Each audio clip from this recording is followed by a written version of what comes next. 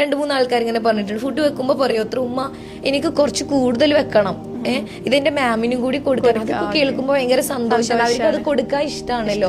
ഒരു പാരന്റ് ഇതുപോലെ പറഞ്ഞു. അല്ലാ, ഹലാലായ പോഡ്കാസ്റ്റ് പെട്ടെന്നുണ്ടപ്പോൾ ഞാൻ കരുതി വളരെ ഫ്ലുവൻ്റ് ആയിട്ട് മലയാളം പറഞ്ഞ അറബികളാണെന്ന്. ബാറ്റ്മാൻ പോലും മൊത്തം കവടാണെങ്കിലും മൂക്കും വായും ഒക്കെ കാണിക്കാറുണ്ട്. അല്ലേ, ഇതിലും കണ്ണു കാണാലോ. പിന്നെ അവർക്ക് ഈ രാജ്യത്ത് എന്ത് വേഷം ധരിക്കാനുള്ള അവകാശവും അധികാരവും ഈ രാജ്യത്ത് നമ്മുടെ ഭരണഘടന കൊടുക്കുന്നുണ്ട്. സോ നിങ്ങൾക്ക് എന്തും ധരിക്കാം, നിങ്ങളുടെ ഇഷ്ടം.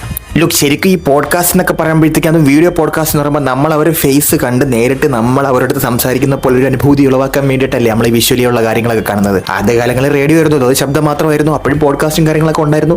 പിന്നീട് സിനിമ പോലും വിഷ്വലി വന്നതിന് കാരണം നമ്മളത് കാണുമ്പോൾ നമ്മൾ അതിനകത്ത് അഭിനയിക്കും, നമുക്ക് ആ ഒരു ഫീൽ കിട്ടും. ഇൻ ഫീൽ, അതാണ് ആ ഒരു സാധനത്തിന് വേണ്ടിയിട്ടാണ്. ഇതിലിപ്പോൾ നമ്മൾ എന്താ കാണാൻ? അല്ല, ഇവരിങ്ങനെ വിഷ്വലി വീഡിയോ കാണിച്ചിട്ടും അവർ ഫേസ് കാണുന്നില്ല, ഒന്നും കാണുന്നില്ല. എന്താണ് ഇങ്ങനെ ഒരു വസ്ത്രം ധരിച്ചുകൊണ്ട് പോഡ്കാസ്റ്റ് ചെയ്യുമ്പോൾ എന്താണ് ഉദ്ദേശിക്കുന്നത്?